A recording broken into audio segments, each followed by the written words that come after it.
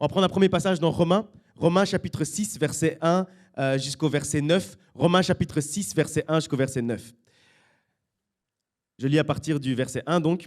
Que dirons-nous donc? Demeurions-nous dans le péché, afin que la grâce abonde? Loin de là. Nous qui sommes morts au péché, comment vivrions-nous encore dans le péché? Ignorez-vous que nous tous qui avons été baptisés en Jésus-Christ, c'est en sa mort que nous avons été baptisés. Nous avons été donc ensevelis avec lui par le baptême en sa mort, afin que, comme Christ est ressuscité des morts par la gloire du Père, de même nous aussi, nous marchions en nouveauté de vie. En effet, si nous sommes devenus une même plante avec lui par la conformité en sa mort, nous le serons également par la conformité en sa résurrection. Sachant que notre vieil homme a été crucifié avec lui, afin que le corps du péché fût détruit pour que nous ne soyons plus esclaves du péché, car celui qui est mort est libre du péché. Or, si nous sommes morts avec Christ, nous croyons que nous vivrons aussi avec lui, sachant que Christ est ressuscité des morts, ne meurt plus. La mort n'a plus de pouvoir sur lui. Ce passage, en fait, il nous parle d'un nouveau départ.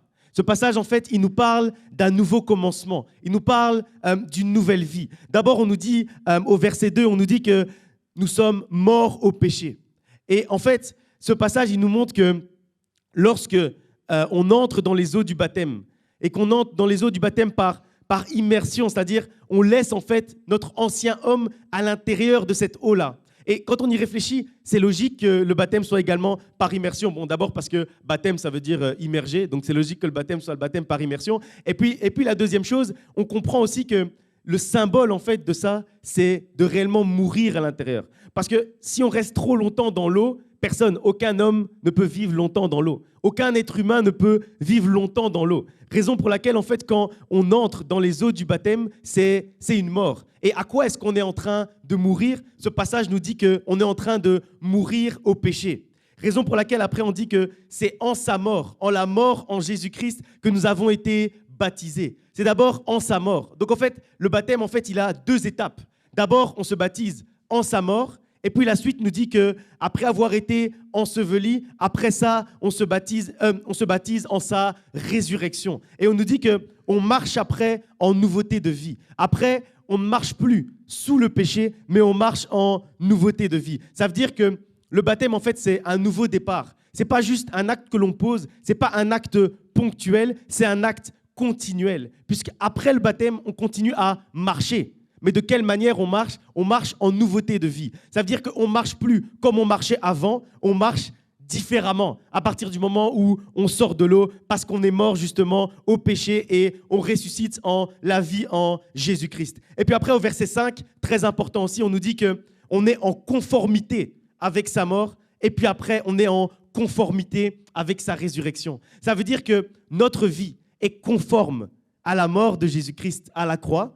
C'est-à-dire que celui qu'on laisse là-bas, il est mort avec Jésus-Christ à la croix. Il se conforme à la mort de Jésus-Christ à la croix. Mais après, il se conforme également à la résurrection de Christ. Ça veut dire qu'il se conforme également à ressusciter comme un être de lumière. De la même manière dont Jésus-Christ est ressorti du tombeau, en étant ressuscité, en étant un être d'esprit uniquement, en vivant avec l'esprit, par l'esprit et en montant dans la gloire avec le Père. De la même manière, on est conforme à cette résurrection-là. Et le baptême, en fait, il est en deux étapes. Et c'est une mise en conformité. Pourquoi est-ce qu'on dit que c'est une mise en conformité? C'est parce que d'abord, on est de la volonté de la chair. On est de la volonté d'un homme et d'une femme qui veulent avoir un enfant et qui ont un enfant. On est de la volonté de la chair. Mais après, on se conforme, on se met en conformité avec Dieu. Et se mettre en conformité avec Dieu, ça veut dire se mettre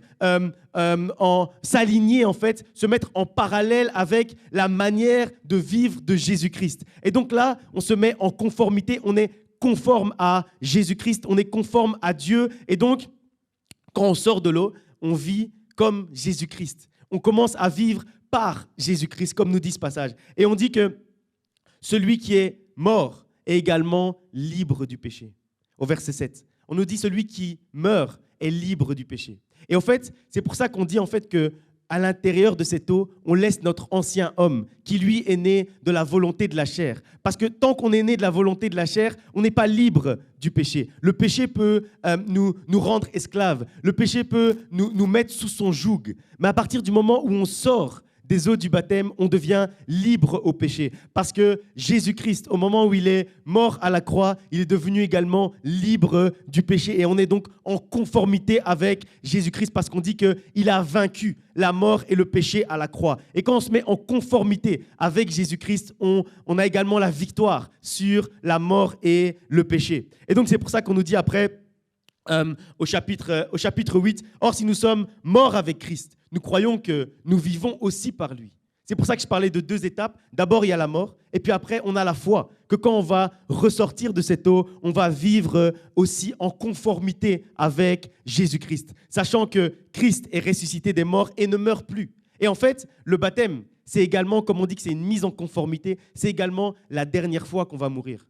Parce qu'après ça, quand on sort des eaux du baptême, on devient en conformité avec la résurrection de Jésus-Christ. Et Jésus-Christ ne va plus jamais mourir après ça. Parce qu'après ça, il sort du tombeau, il vit la vie éternelle, et on dit bien la vie éternelle, donc il vit éternellement. De la même manière, au moment où tu sors des eaux du baptême, tu dois avoir la foi, tu dois croire que c'est la dernière fois que tu meurs.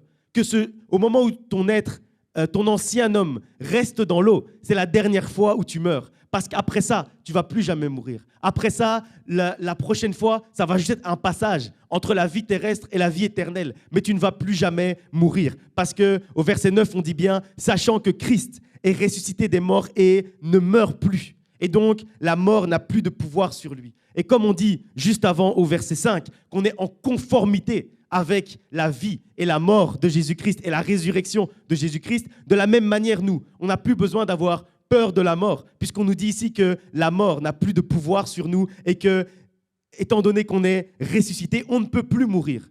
Quand on est ressuscité une fois, après, on ne peut plus mourir. Donc quand tu sors des eaux du baptême, tu es ressuscité d'entre les morts. Et quand tu es ressuscité d'entre les morts, la mort ne peut plus te faire peur, puisque tu es déjà passé par la mort. Quelque chose par lequel tu es déjà passé, ça ne peut plus te faire peur.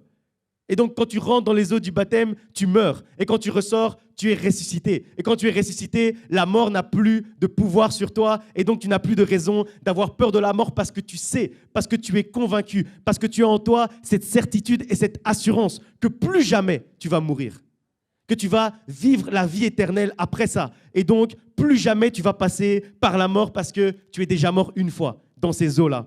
Amen. On va lire encore un passage dans Tite chapitre 3, versets 3 à 7.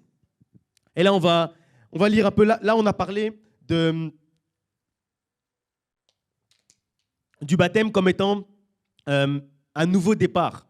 Mais le baptême, c'est également le résultat de certaines choses que vous avez faites jusqu'à aujourd'hui. C'est le résultat de certaines choses que vous avez faites et que Jésus-Christ également a faites. Tite chapitre 3, versets 3 à 7 nous dit « Car nous aussi, nous étions autrefois insensés, désobéissants, égarés, asservis à toute espèce de convoitise et de volupté, vivant dans la méchanceté et dans l'envie, dignes d'être haïs et nous haïssant les uns les autres. Mais lorsque la bonté de Dieu, notre Sauveur et son amour pour les hommes ont été manifestés, il nous a sauvés, non à cause des œuvres de justice que nous aurions faites, mais selon sa miséricorde, par le baptême de la régénération et le renouvellement du Saint-Esprit qu'il a répandu sur nous avec abondance par Jésus-Christ notre Sauveur, afin que, justifiés par sa grâce, nous devenions en espérance héritiers de la vie éternelle. » Je voulais qu'on commence dès le début de ce passage parce qu'au verset 3, peut-être que vous vous êtes reconnus jusqu'à présent. Là, on cite comment on était avant. Moi aussi, je me reconnais comment j'étais avant de vivre en nouveauté de vie. On nous parle de notre ancienne vie. On nous dit qu'on était digne d'être haïs.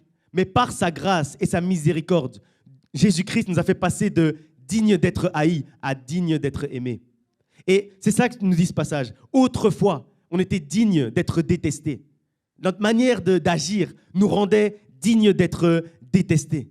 Et après, ce n'est pas notre manière d'agir, ce n'est pas nos actes, nos bons actes qui ont fait que quand on sort des eaux du baptême, on devient digne d'être aimé. Ce n'est pas un acte, on n'a pas gagné. C'est pour ça que sur les t-shirts, on a voulu marquer « sauvé par grâce ». Parce qu'en fait, on n'a pas gagné le fait d'être digne maintenant d'être aimé. C'est par sa miséricorde et sa grâce et son amour pour nous qu'il a choisi qu'aujourd'hui nous puissions devenir dignes d'être aimés. Et pas aimés par n'importe qui, aimés par l'Éternel des armées, le Roi des rois, le Seigneur des seigneurs. C'est lui qui nous a rendus dignes d'être aimés. Et en fait, le baptême, c'est le résultat de l'amour de Dieu. C'est le résultat de la grâce répandue sur nous. C'est le résultat de la miséricorde de Dieu. Et c'est pour ça qu'ici, et après je vous poserai la question, donc mémorisez bien le fait que le baptême dont on parle, ce n'est pas le baptême de la repentance, c'est le baptême de la régénération et du renouvellement du Saint-Esprit.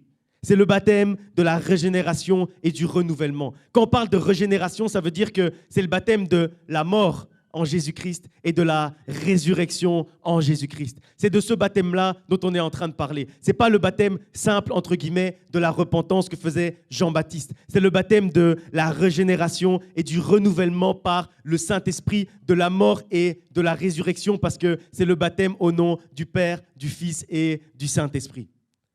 Ça, c'est la première partie. C'est le résultat de l'amour, la grâce et la miséricorde de Dieu qui nous a fait passer de digne d'être haï à digne d'être aimé. La deuxième partie, Galates chapitre 3, versets 26 à 27. Car vous êtes tous fils de Dieu par la foi en Jésus-Christ. Vous tous qui avez été baptisés en Christ, vous avez été revêtus en Christ. Et ça, c'est le deuxième élément dont le baptême est le résultat. C'est la foi.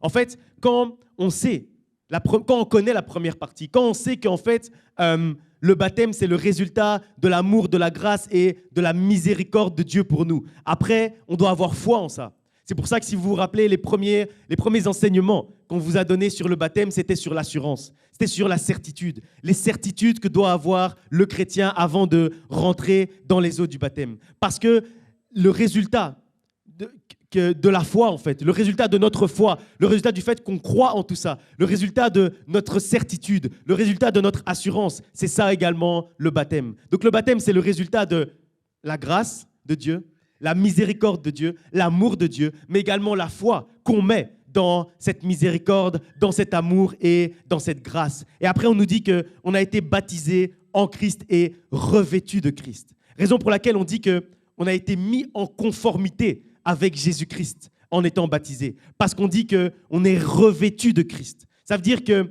en fait, Dieu, quand il nous voit plus nous, il voit Jésus-Christ. Parce qu'on a été revêtu de Jésus-Christ. C'est pour ça qu'on dit que Jésus-Christ est en nous et que nous, on est en lui. Parce qu'on a été revêtu de lui. Et donc, ce qu'on a dit maintenant, c'est que le baptême, c'est le résultat, la miséricorde, la grâce, l'amour et également la foi qu'on met dans cette miséricorde, cette grâce et cet amour. Troisième élément, on va le lire dans Actes chapitre 14 jusqu'au verset 41. Je vais lire de manière un peu longue, mais vous allez comprendre pourquoi après. Actes chapitre 2, à partir du verset 14. Alors, Pierre, se présentant avec les 11, éleva la voix et leur parla en ces termes. « Hommes juifs, et vous tous qui séjournez à Jérusalem, sachez ceci et prêtez oreille à mes paroles. Ces gens ne sont pas ivres, comme vous le supposez, car c'est la 3e heure du jour. Mais c'est ici ce qui a été dit par le prophète Joël. Dans les derniers jours, dit Dieu, je répandrai mon esprit sur toute chair. Vos fils et vos filles prophétiseront. Vos jeunes gens auront des visions et vos vieillards auront des songes. Oui, sur mes serviteurs et sur mes servantes, dans ces jours-là, je répandrai de mon esprit et ils prophétiseront. Je ferai paraître des prodiges en haut dans le ciel et des miracles en bas sur la terre, du sang, du feu et une vapeur de fumée. Le soleil se changera en ténèbres et la lune en sang, avant l'arrivée du jour du Seigneur, de ce jour grand et glorieux. Alors quiconque invoquera le nom du Seigneur sera sauvé. Hommes israélites, écoutez ces paroles. Jésus de Nazareth, cet homme à qui Dieu a rendu témoignage devant vous par les miracles, les prodiges et les signes qu'il a opérés par lui au milieu de vous, comme vous le savez vous-même. Cet homme, livré selon le dessein, arrêté et selon la prescience de Dieu, vous l'avez crucifié. Vous l'avez fait mourir par la main des impies. Dieu l'a ressuscité en le délivrant des liens de la mort, parce qu'il n'est pas possible qu'il fût retenu par elle. Car David dit de lui, « Je voyais constamment le Seigneur devant moi, parce qu'il est à ma droite.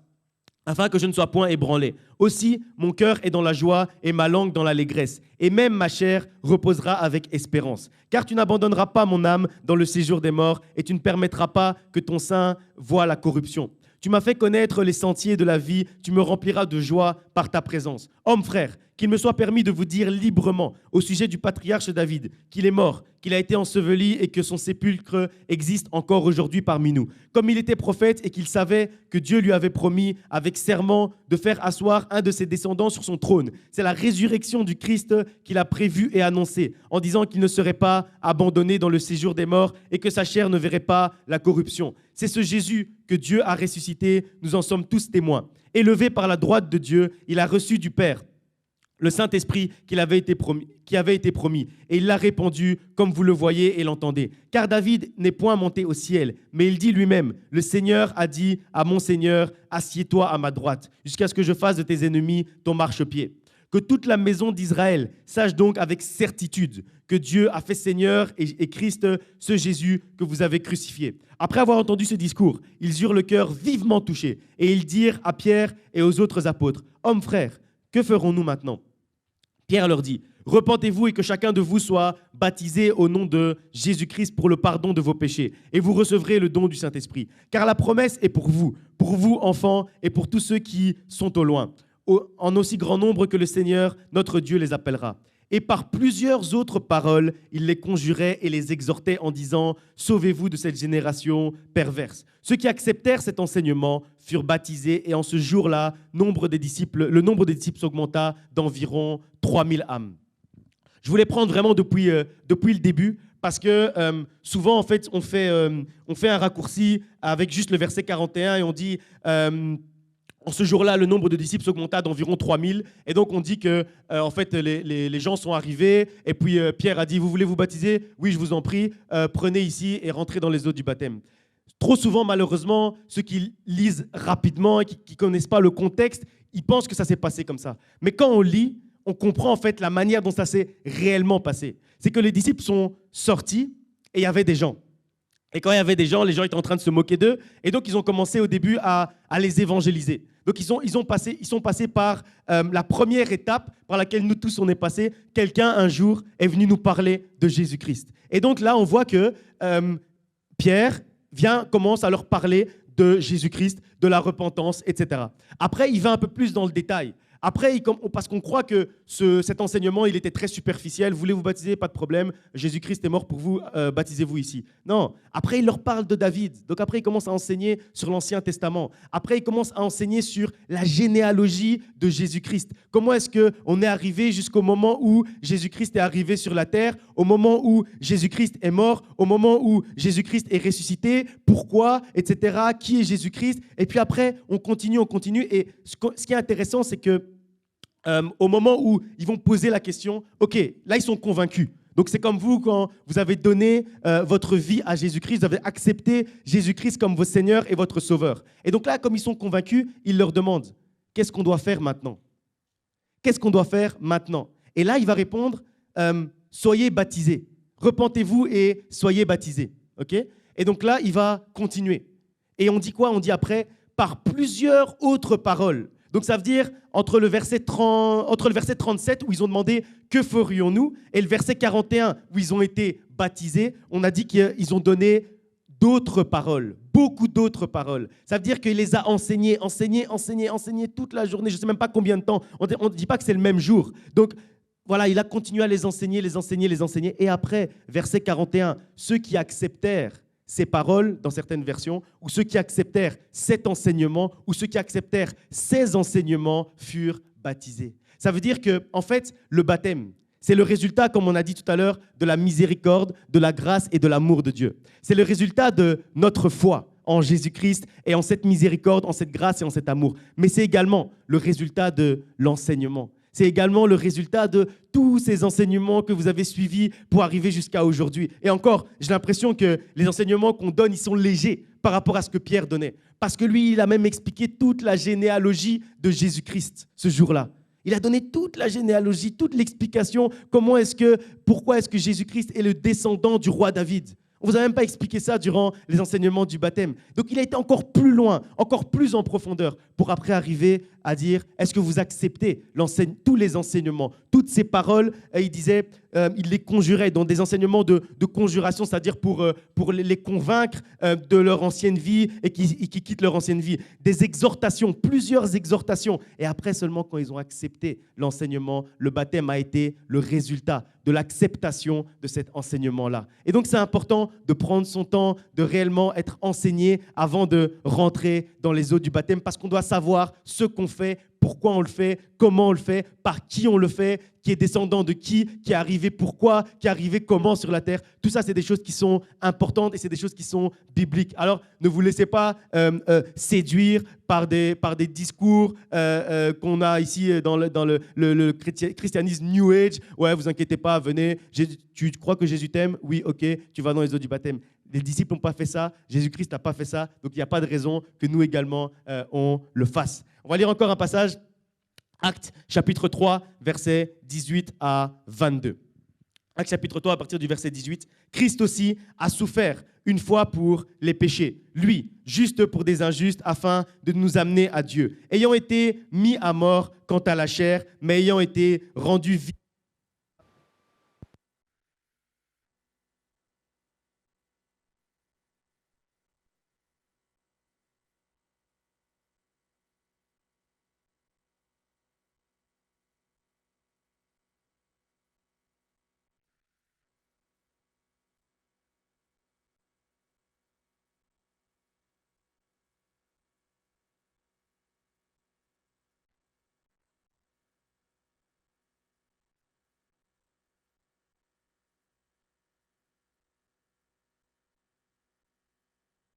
Qui autrefois avait été incrédule lorsque la patience de Dieu se prolongeait au jour de Noé, pendant la construction de l'arche, dans laquelle un petit nombre de personnes, c'est-à-dire 8, furent sauvées à travers l'eau. Cette eau était une figure du baptême, qui n'est pas la purification des souillures du corps, mais l'engagement d'une bonne conscience envers Dieu, et qui maintenant vous sauve, vous aussi, par la résurrection de Jésus-Christ, qui est à la droite de Dieu, depuis qu'il est allé au ciel et que les anges, les autorités et les puissances lui ont été soumis. En fait, ce passage, il nous parle de la suite. En fait, quand on accepte que le baptême, donc c'est le résultat de l'amour de Dieu, de la miséricorde de Dieu, de la grâce de Dieu, que c'est le résultat de la foi qu'on met dans ces 3 éléments et que c'est le résultat également de l'enseignement qu'on a reçu. Après ça, on choisit de s'engager envers Dieu, s'engager envers une bonne conscience envers Dieu. Et puis après, on dit que ce baptême, en fait, nous sauve par la résurrection de Jésus-Christ qui est à la droite de Dieu depuis qu'il est allé au ciel. Et puis après, les anges, les autorités et les puissances lui ont été soumis. Et si vous vous rappelez, on nous dit qu'on a été mis en conformité, que le baptême nous met en conformité avec Jésus-Christ. Et donc, ce qu'on comprend ici, c'est que de la même manière dont les autorités et les puissances ont été soumises à Jésus-Christ, de la même manière, quand on est mis en conformité avec Jésus-Christ, les autorités et les puissances nous sont également soumis. On nous dit que les autorités et les puissances nous sont soumises. C'est-à-dire qu'il n'y a plus de raison d'avoir peur de quelque chose quand on sort de ces eaux du baptême-là. Parce qu'on a déjà vaincu la mort ce jour-là avec Jésus-Christ. Parce qu'on est revêtu de Christ. Et parce qu'on a été enseveli avec lui, qu'on ressort ressuscité d'entre les morts avec Jésus-Christ, qu'on marche avec Jésus-Christ et que donc les puissances, les anges, les autorités, les principautés nous sont également soumis.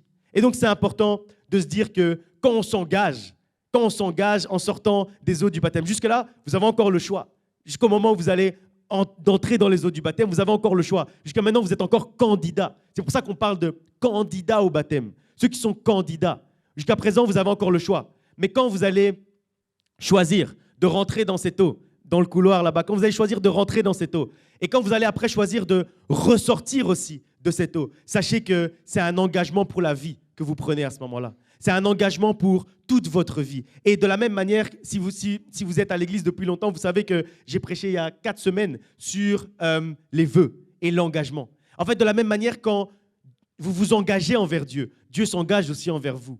Et ce qu'on dit ici, c'est que quand vous vous engagez de marcher avec Christ tous les jours de votre vie, quand vous vous engagez en fait de vivre cette nouvelle vie, de ressusciter avec lui, lui il s'engage à ce que les anges, les autorités, les puissances, toutes les choses en fait qui sont sur la terre vous soient soumis. Parce que toutes ces choses lui ont été soumises également, et lui qui est Jésus-Christ. Et quand on se revêt de lui, quand on marche en conformité avec lui, alors toutes ces choses nous sont également soumises. Avant de clôturer, on va lire un dernier passage dans Actes chapitre 19, versets 1 à 7.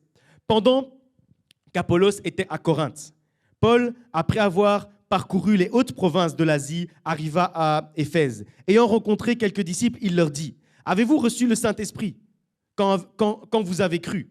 Ils leur répondirent : « Nous n'avons même pas entendu dire qu'il y ait un Saint-Esprit. » Il dit : « De quel baptême avez-vous donc été baptisés ?» Et ils répondirent : « Du baptême de Jean. » Alors Paul dit : « Jean a baptisé du baptême de repentance, disant au peuple de croire en celui qui venait après lui, c'est-à-dire en Jésus. » Sur ces paroles, ils furent baptisés au nom du Seigneur Jésus.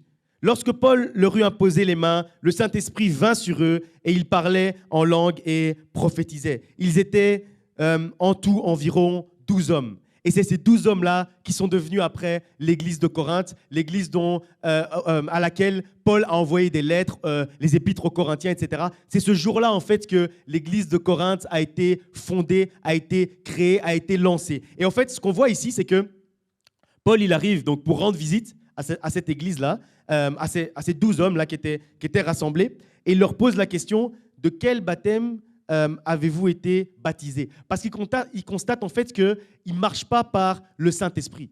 Et donc il dit, mais de quel baptême est-ce que vous avez été baptisés ? Et eux, en fait, ils vont répondre comme on répond souvent.